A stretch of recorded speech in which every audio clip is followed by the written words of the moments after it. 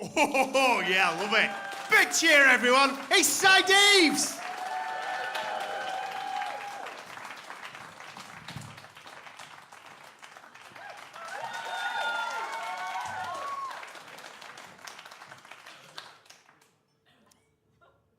All right.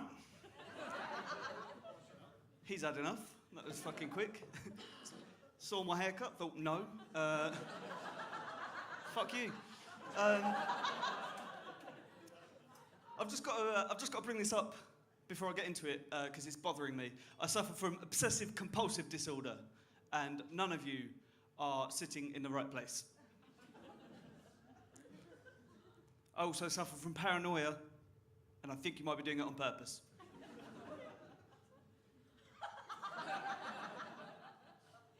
He hasn't blinked in fucking ages. It's a terrifying man.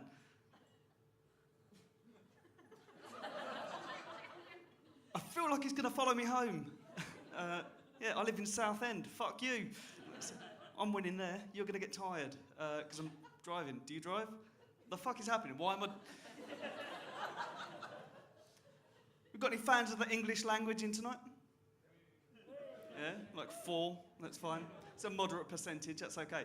I like the English language. I think it'd be quite fun sometimes because quite often a lot of the idioms and phrases that we use can quite often be nonsensical and they can be funny because of that. Like one of my favourite phrases is, if you can't say anything nice, don't say anything at all, which in essence is a beautiful phrase because it means don't spread hate for the sake of spreading hate, which is lovely. But in practice, it gets a little bit awkward when your friend turns to you and says, "Hey, Si, what do you think of my new haircut?" And all you can say is...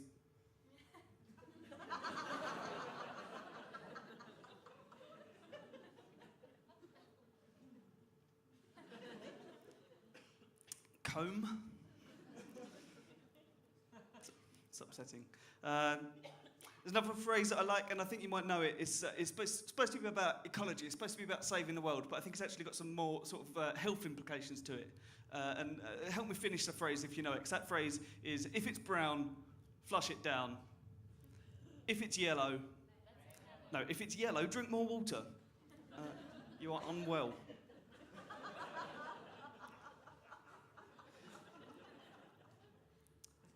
I've got a little bit of advice for any of you that if you live with, are dating, or otherwise spend night times with a snorer, anyone that snores, you know, because they always say that if somebody snores, you're supposed to turn them from their back onto their side, and that'll stop them from snoring.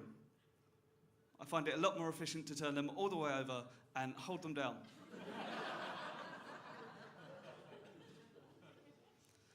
I've recently acquired a brand new little nephew. Right, I love him, he's amazing. And because of him, I've been buying a lot of children's books to read to him. And what I've come to realise from buying these children's books is when you get a story with an anthropomorphised animal as a main character, and if you don't know what that is, that's when an animal portrays a part that would otherwise be played by a human, right? Chances are that animal is there in the story to be the cute face of something that's either really, really dark or really, really bizarre.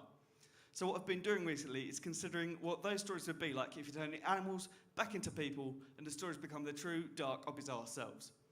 Now, the first story I did this with was The Ugly Duckling, which would become the story of a young adopted girl who's ugly as fuck. She gets bullied for that, and that's dark, obviously. And then she goes up to be beautiful and gets to rub that in the faces of all the average-looking people that bullied her on the way up, which is amazing. And I think what that story teaches us is that we shouldn't judge people until they're older, when we know they're ugly. Now, I feel this works for a lot of children's stories with anthropomorphised animals in, so what I want to do here is just get some suggestions from you guys of children's stories with anthropomorphised animals in, and I'll try and tell you what that story would be if you turn the animals back into people and the stories become the true dark bizarre selves. Go. That's fucking quick. Very Hungry Caterpillar. That becomes a story of a young boy who has an eating disorder, and he eats so much that he falls into a coma. That's it. Next. I'll do both of those. Winnie the Pooh is that's actually quite a sad one because Winnie the Pooh is essentially just the story of a special needs class.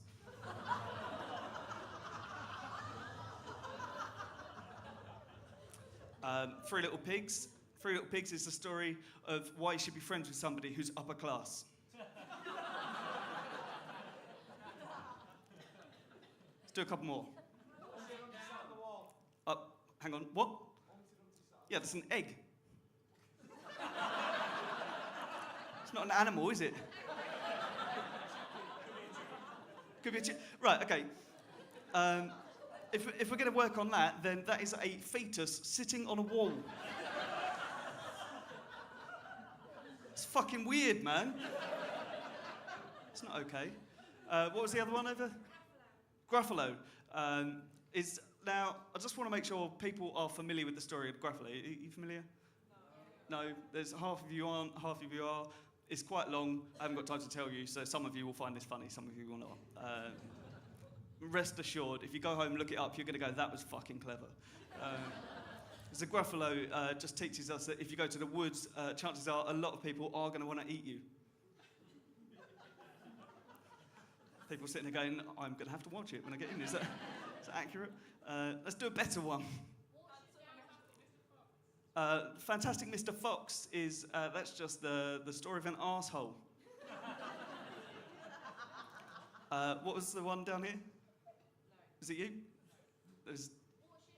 Yeah, I was kind of trying to ignore that because it's pretty brutal, to be honest. It's Watership Down. Now, I just want everyone to be aware that this is her fault, right? Watership Down is just the story of Jewish people in the early 1940s. Not me, that was... I like cats, right? We're not still doing it, I've moved on. I'm a cat person, right? Now, I'm often found defending cats and fighting the corner in arguments because people often try and tell me that dogs are more intelligent than cats because dogs can learn tricks, right? Now, that's ridiculous. And I've got a little story that sort of backs me up on that, but I've not really got time for it. So what I've got is actually just a little thing that proves that cat people are like cats and dog people are like dogs, right? And I'll prove this with a little experiment. Like, who's a cat person here? Hello, so what's your name? Frederick. And how are you? Are you well? That's not your real name, is it? No. You all right? I'm fine, yeah. Cool, you having a good night? See, now that was facetious, but there was a lovely conversation with a cat person. Who's a dog person here? Hello, madam. Could you just stand up for me quickly, please? Thanks, and sit.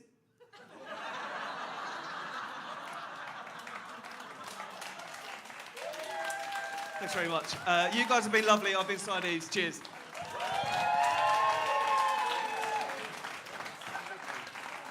How good was Side Deaves?